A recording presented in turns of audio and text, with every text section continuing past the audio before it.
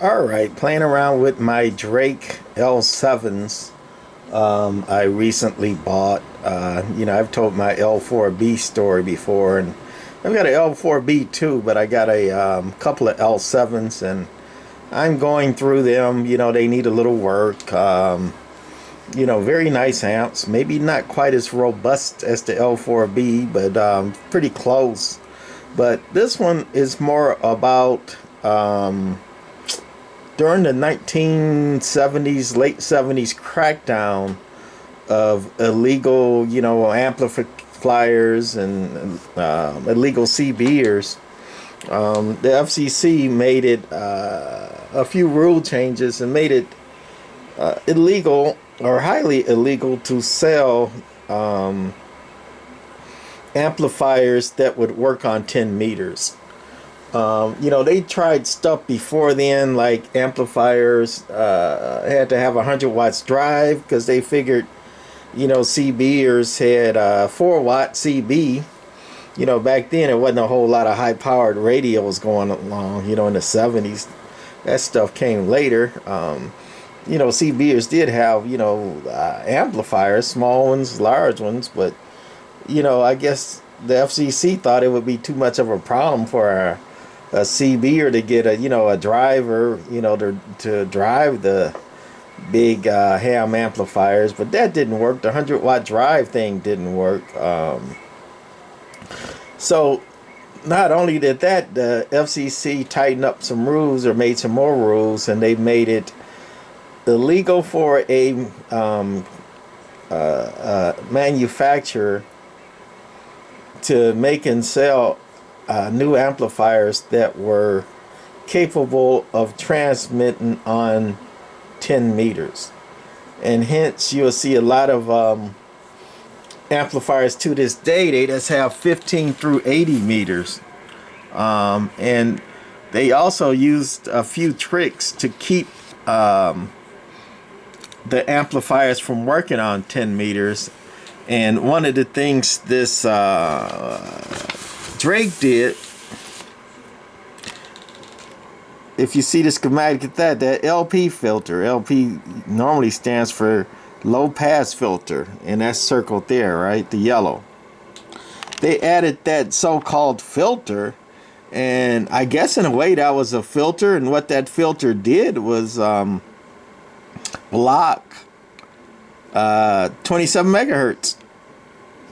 So when a CB, this was connected to the input side of the amplifier, and when a CBer tried to run 27 megahertz into the amplifier, this filter would block that or short it out, and the watts going in to drive the amplifier wouldn't make it, and hence the amplifier couldn't be driven.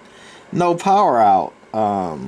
I'll get back to the Drake in a second. The Heathkit SB221, pretty much the main difference between an SB220 and an SB221 is they added the filter assembly. This is a horrible schematic of the input of the SB221. I tried to blow it up, but it come out looking like a bubble jet. But anyway, I was just trying to show that filter assembly. That's what they called it on the Heathkit SB221. And most schematics and manuals and stuff I saw back in the day anyway, they never mentioned what this filter actually filtered, because it was kind of supposed to be a secret that, the CBers ain't supposed to know about because they're too dumb to figure it out, right? And I guess some of them were. It was like, I can't get nothing out this amp. And I think I've told the story recently of a CB bud that had a Heathkit. I think his was the SB220 though, and it had that filter assembly in it, and he was driving it with a Phantom 500, his Heathkit SB220, and he was putting 500 in and getting 1,000 out. Did it for years, and I come around and I'm like, come on, man, we can do better than that. And basically what it was, it had that filter in it, so I took the filter out and retuned it a little bit on the input side for 11 meters, and away the thing went, right? So that was the SB221, and while I was looking around through my stuff, I found this schematic for the Heathkit HL2200. That was the last model I think they did of the series. And over here, all that assembly there is another filter that filters out, you know, a CB 27 megahertz. And they also got rid of 10 megahertz, you know, on the band switch. They would block it out or not put it in there or not have components there. But a lot of times, if you make a normal amplifier that doesn't filter out, you know, 27 megahertz anyway, most amplifiers load up and tune up even on the 15 meter band. So hence, even though this Heathkit only had 15 through 80 meters, to make sure that it wouldn't work on 11 meters for the CB band, they also added that filter. And if you wanted it to work on that, you had to know about it so you could take it out, right? But anyway, I know Ameritron, they ground 10 meters. They ground it out, you know, so when you're on 10 meters, your signal going in goes straight to ground. It'll blow up your driver if you try to run it like that. But the easy part of Ameritron was if you cut the ground wire, because it had all the components in there to run 10 meters, and anything to run on 10 meters will run on 11 unless it has the filter or block in there. But the Ameritrons, they had all the components to run 10 meters, but they put this ground wire to the 10 meter tap, so when you went on 10 meters your signal was grounded out on the input, and you could modify it, just cut the ground wire, you know, that was it. But anyway, tale of two Drake L7s. You know, both of these I just recently bought, and you know, working on them now, gonna get them going. But just on the input, again, this yellow thing here is the filter. And it says not in export models, because exports, you know, you could legally run on or sell an amplifier for 10 meters if it was a so-called export, you know, model. But anyway, that's the filter in the L7 right there, right? That assembly right there is your block for 10 meters or 11 meters. And this is another one I just bought. It came like this. Somebody already removed and bypassed that filter, which is part of how you get, you know, to 10 meters on these amplifiers. There's a couple more steps too on it, but if you got that filter in line, you ain't gonna get no 10 meters out of it. It's gonna block and ground your input signal coming in. So somebody already did it on this one, not me. You pay, you know, you get it. I don't know if you can see that soldering, or you can see that one, you know. So they ran their own coax line, you know, when they took that filter out, and somebody did that to work there. And they didn't do it very well, but, you know, I guess it worked. I don't know.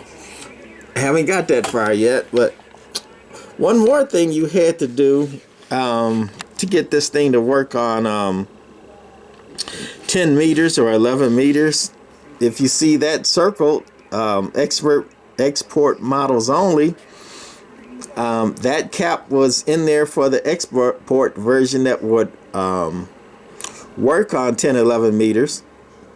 And it was not in there. That goes to the 15 meter coil. And the reason they did that one, they took that cap out, is because, as I was saying earlier, if it works on 15 meters, most times it'll work on, it can be loaded up. Not the greatest, but you can load up on 10 meters. So to keep this amplifier from working on 10 meters, they took out this cap. And they said, hey, 15 meters will still work. It won't be as smooth, I guess, without that cap, but it won't load up on 10. So they took that one out, so you couldn't even run it on 15 meters. And over here, this actually goes to the 10 meter tap, which they, you know, blocked with a screw, so you couldn't even turn it to 10 meters. So you had to take out the little block, the mechanical screw block, and you had to add this cap here, C7, And I got in red how it would run if you got it on 10 meters and you removed the block. So first of all, this is your input power coming in, goes through the red, and you got to bypass that filter or block, because that's going to stop, your 10 meters right at the door there coming in. So, that one's bypassed, just like this one with the straight wire, where this one still has it in it. So then it goes through the band switch. Oh, before it goes to the band switch, no, it goes through the band switch after that, and then out on 10 meters for the band switch, and that's where that cap is added for 10 meters. But notice after that it goes through the cap, it doesn't go through any chokes. It goes straight through and then out the other contacts of the band switch, and then to the output side. So it doesn't have any variable choke on 10 meters, even when you do the mods. It just has a simple not variable capacitor on 10 meters. That's when you do the 10 meter mod. So they didn't, if you looked at this amp, it's got variables for 160, 80, 40, 20, and 15, but it doesn't have one for 10. It's just a cap. And on this one, I don't know if factory did that or who, but if you can see those caps way underneath, darn, I was trying to make a good angle. I can see it, but the camera ain't really picking it up very well. Where am I? There they are, way in the back there. They're kind of dark. They're two small caps. Those are the two caps that are added for this missing cap and that missing cap on this amplifier. Now, this amplifier also has those caps where somebody did it, kind of hacked it, and that's this cap here that they put in, and this fourth cap here. You see over here it's got 3, and over here it's got 4. So they put in the fourth caps here, and they did it really bad. It's got a little wire and a little small piece of coax coming in. This kind of hacked it in. But anyway, my battery wasn't charged. We going dead, and I guess I basically went through what I wanted to went through. Hey, you know what you're dealing with when you get these amplifiers. But back then, they were heck on trying to keep people off of 10 meter, well, off of 11 meters, the CBers. All right, that's it for this one. Bye.